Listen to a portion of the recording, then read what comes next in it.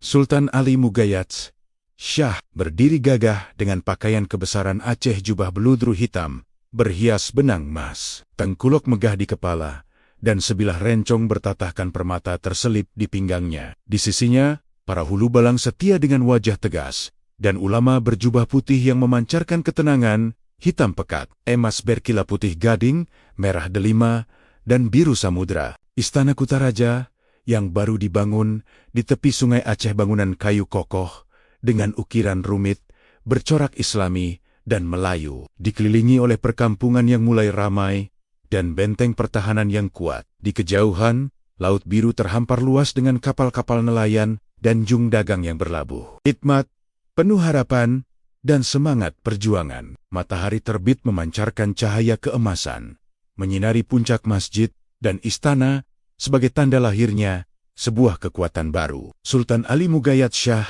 menerima sumpah setia dari para pemimpin negeri taklukan. Para prajurit berlatih silat dengan rencong di tangan, pedagang dari Gujarat dan Arab membongkar muatan di pelabuhan, dan panji-panji kerajaan Aceh Darussalam dikibarkan untuk pertama kalinya. Lahirnya negeri Serambi Mekah di ujung barat Pulau Sumatera, di tanah yang diberkahi angin samudra dan kesuburan alam, sebuah peradaban baru mulai merekah.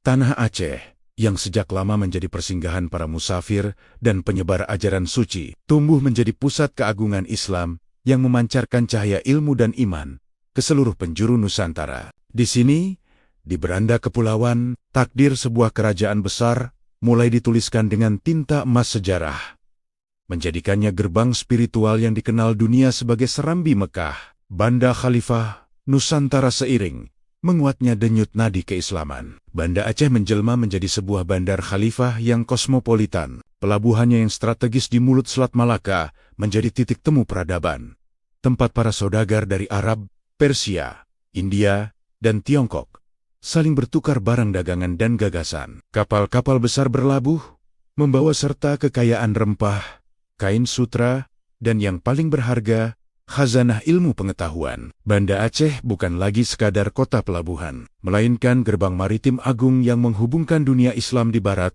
dengan jantung Asia Tenggara. Raja pertama, Sultan Ali Mughayat Shah, dari gejolak persaingan antar negeri-negeri kecil seperti Lamuri, Pedir, dan Daya, muncullah seorang pemimpin visioner yang ditakdirkan untuk menjadi pemersatu. Sultan Ali Mughayat Shah, dengan keberanian seorang pejuang dan kearifan seorang negarawan, berhasil menyatukan wilayah-wilayah yang tersereberai di bawah satu panji. Ia meletakkan fondasi sebuah kerajaan yang kokoh, tangguh, dan berwibawa. Di bawah kepemimpinannya, lahirlah Kerajaan Aceh Darussalam, sebuah kekuatan baru yang siap mengukir namanya dalam panggung sejarah dunia sebagai pembela Islam dan penguasa maritim. Masa emas Iskandar Muda berabad kemudian, takhta Aceh diwarisi oleh seorang sultan yang namanya menggetarkan kawan dan lawan.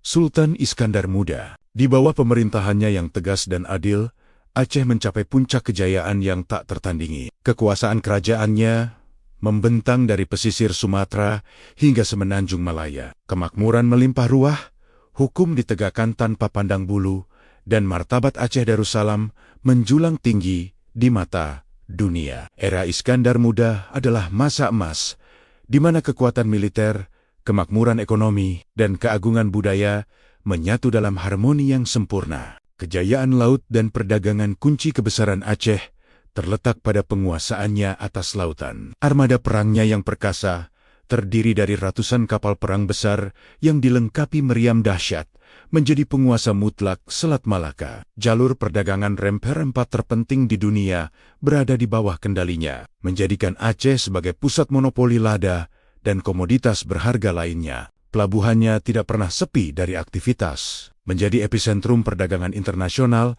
sekaligus pusat penyebaran ilmu agama yang paling disegani di kawasan itu. Megahnya Istana Deirut dunia sebagai cerminan kemegahan kerajaannya. Sultan Iskandar Muda membangun sebuah istana yang tiada duanya. Istana Deirut Dunia berdiri megah di tepi sungai. Istana ini adalah mahakarya arsitektur yang memadukan keindahan seni Melayu, Arab, dan India, dikelilingi taman bunga gunungan yang permai, kolam air jernih, dan menara-menara keemasan yang menjulang ke langit. Istana ini menjadi pusat pemerintahan dan simbol kemakmuran. Aceh, kemegahannya menjadi buah bibir para pelancong dan duta besar dari berbagai penjuru dunia. Sebuah bukti nyata akan kebesaran Sang Sultan. Ilmu dan agama menyatu kejayaan Aceh tidak hanya diukur dari kekuatan militer atau kekayaan perdagangannya, tetapi juga dari kedalaman spiritual dan intelektualnya. Para ulama besar dari seluruh dunia Islam, seperti Hamzah Fansuri dan Syamsuddin As-Sumatrani, berkumpul di Aceh untuk mengajar dan menulis karya-karya agung. Masjid Raya Baitur Rahman menjadi pusat kegiatan intelektual, tempat ribuan penuntut ilmu mendalami tafsir, fikih, dan tasawuf. Aceh menjelma menjadi cahaya Islam bagi Nusantara, mercusuar ilmu pengetahuan yang menerangi kegelapan zaman. Perlawanan terhadap penjajah ketika kapel-kapel Portugis dan kemudian Belanda datang dengan niat serakah untuk menguasai jalur rempah. Mereka berhadapan dengan perlawanan yang tak pernah mereka bayangkan. Rakyat Aceh yang dipimpin oleh para sultan pemberani menentang kekuatan kolonial dengan kegigihan dan keberanian tanpa batas. Semangat jihad berkobar di setiap dada pejuang, dari laksamana wanita legendaris seperti Keumal Hayati hingga rakyat jelata yang mengangkat rencong demi mempertahankan kehormatan tanah airnya. Perang melawan penjajah menjadi bagian tak terpisahkan dari DNA perjuangan Aceh. Runtuhnya kerajaan mulia namun kejayaan abadi hanyalah milik Tuhan. Setelah berabad-abad berdiri kokoh, kerajaan Aceh Darussalam mulai menunjukkan tanda-tanda kelemahan. Perang panjang yang menguras sumber daya melawan kekuatan kolonial, ditambah dengan konflik internal dan perebutan takhta, perlahan-lahan menggerogoti fondasi kerajaan. Puncak keruntuhannya terjadi setelah perang brutal melawan Belanda yang berlangsung puluhan tahun. Meski istana telah jatuh dan sultan terakhir ditawan, semangat perlawanan rakyat Aceh tidak pernah benar-benar padam. Warisan yang tak pernah padam meskipun kerajaan itu telah runtuh.